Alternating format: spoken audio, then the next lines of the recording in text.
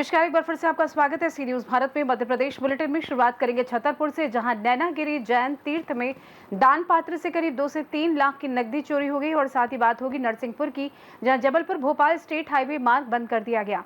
ऐसी तमाम खबरों पर करेंगे विस्तार से चर्चा।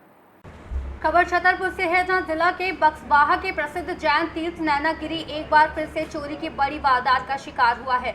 शनिवार देर रात करीब 2 से 3 बजे अज्ञात बदमाशों ने 24 जिनालय में ग्राइंडर मशीन से दरवाजे के ताले काटकर प्रवेश किया और दान पात्रों को निशाना बनाया गया। प्राप्त जानकारी के अनुसार दान पात्र से लगभग 2 से 3 लाख रुपए की नकदी चोरी कर ली गई, जबकि जिनालय क्रमांक 37 का ताला तोड़ने का असफल प्रयास किया गया।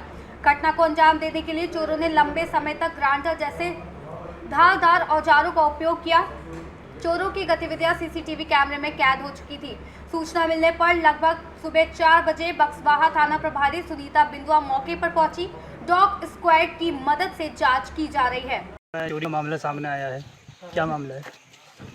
नैनागिरी तीर्थ पर एक घटना हुई है, उसको लेकर के हमारी पूरी टीम और यहाँ पर हमने मुआयना किया है और कुछ संदिग्ध गतिविधियाँ सामने आई हैं और टीम भी अलग अलग प्रकार से बनाई गई हैं, अलग अलग टास्क दिए गए हैं। मुझे उम्मीद है कि हम इसको घटना को ट्रेस करने में सफल होंगे। इसके पूर्व में भी चोरी हुई है सर, आज तक खुलासा नहीं हुआ इसके?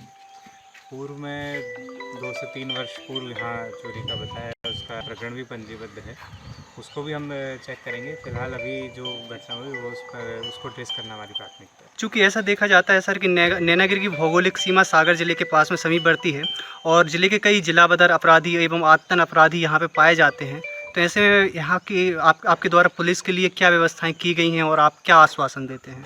नैनागिरी तीर्थ पे चौकी भी है और बक्सवाहा थाने की टीम के द्वारा समय समय पर कार्रवाई की जाती है और जिला बदर और जो भी निगरानी और गुंडा बदमाश हैं उनको चेक भी किया जाता है और इस प्रकार से लगातार ही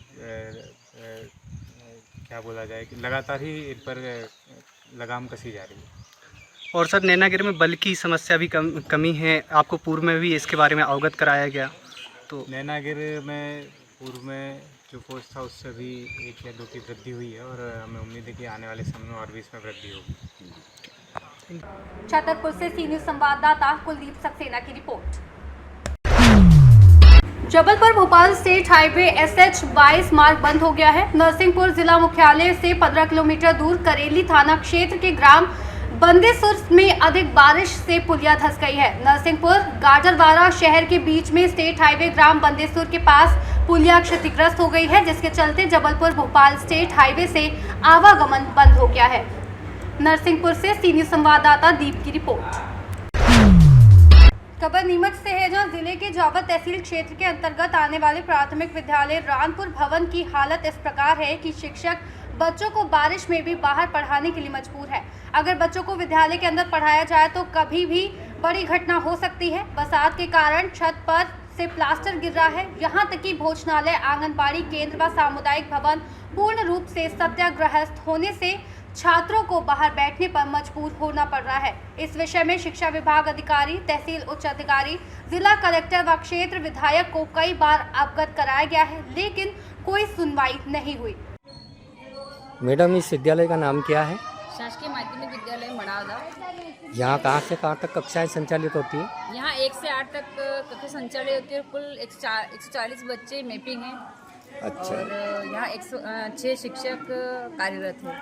अच्छा। छत कितने सालों से ऐसी टपक रही है? पिछले 4 से 5 साल यही स्थिति है यहाँ की छत की और वर्तमान स्थिति तो बहुत गंभीर है। किसी भी समय कोई भी दुर्घटना हो सकती है। छात्र को बिठाने लायक भी कक्षा नहीं, इसलिए वर्तमान में सारे बच्चे को बाहर बिठा रखा है हमें।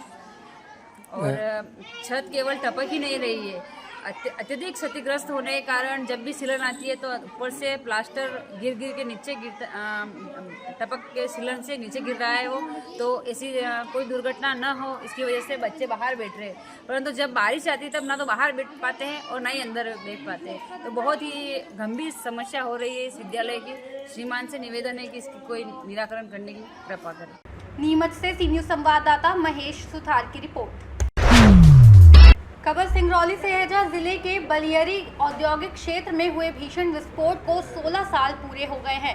5 जुलाई 2009 को हुए इस दर्दनाक हादसे में 22 श्रमिक शहीद हो गए थे।